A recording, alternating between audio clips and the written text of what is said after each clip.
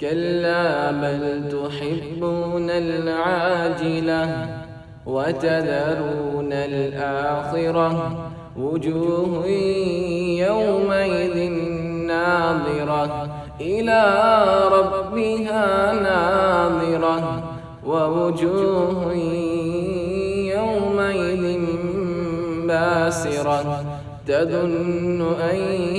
يفعل بها فاقرة كلا إذا بلغت التراقي وقيل من راق وظن أنه الفراق والتفت الساق بالساق إلى ربك يومئذ المساق فلا صدق ولا صلى ولكن كذب وتولى ثم ذهب إلى أهله يتمطى.